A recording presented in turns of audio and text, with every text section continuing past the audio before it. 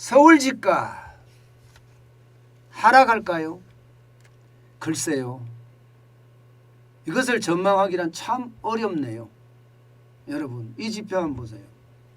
한국부동산원에서 발표하는 지표인데 지금 서울 집값은 지난 2월 7일 2월 첫째 둘째 주인가요? 2월 둘째 주에 0.01로 떨어지더니 2월 14일에는 0.02 2월 11일에는 0.02 똑같이 떨어졌습니다.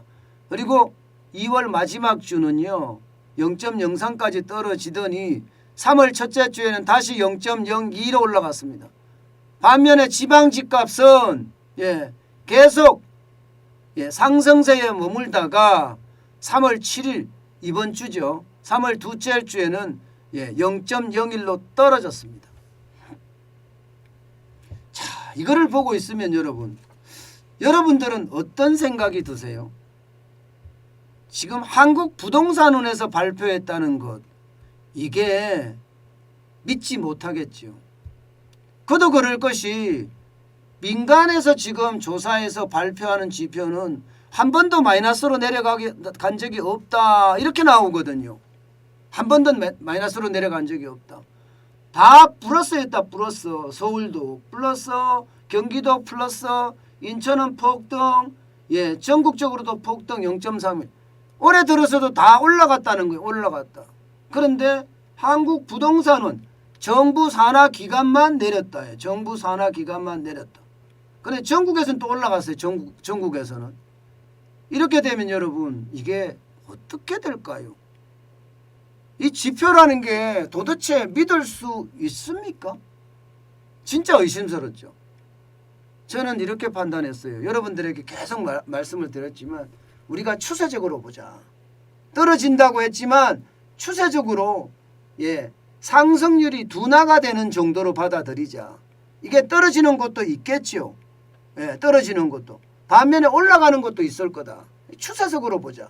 추세가 전체적으로 좀 빠지는 모양새 이렇게 우리가 이해하는 게 가장 좋다. 이렇게 여러분에게 누차 말씀을 드렸습니다.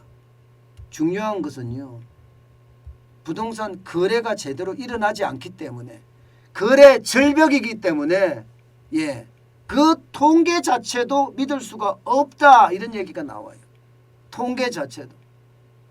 거래가 많으면 이게 통계가 유의적이지만 통계가 적으면 이게 유의적이지 못합니다. 일반적으로 기준 통계가 돼야 되거든요. 거래량이 말입니다. 서울 같은 경우만 하더라도 한 달에 거래량이 4,000건 5,000건 나다가 지금 1,000건 심지어 1,000 아래로도 떨어진다고 하잖아요. 1,000건 아래로도.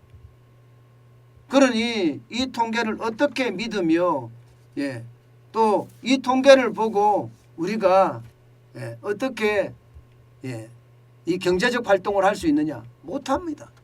그러니까 전부 다 극심한 거래 절벽이라는 걸 인정을 하고 추세적으로 상향세가 둔화되고 있다. 이 정도는 다 인정하고 있는 분위기입니다.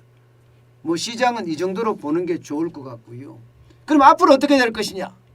이거 중요하죠. 아마 중요할 거라고 생각이 돼요. 앞으로 부동산 정책은요. 분명히 많이 달라질 겁니다. 굉장히 많아 달라질 거예요.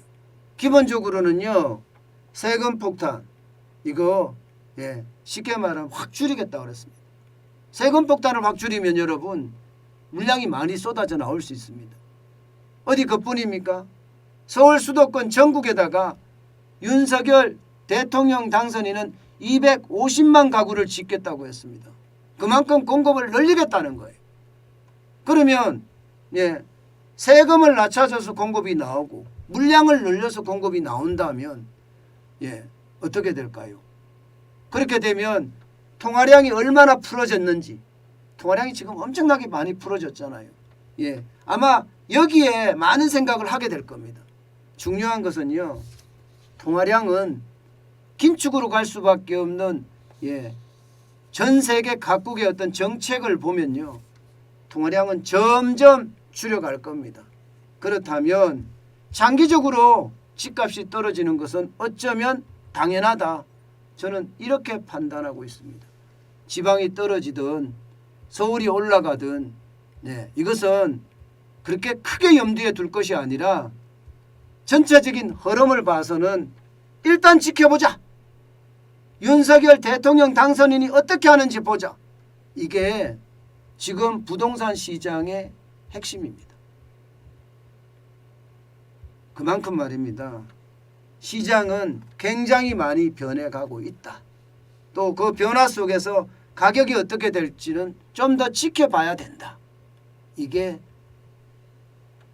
핵심으로 정리한 내용입니다.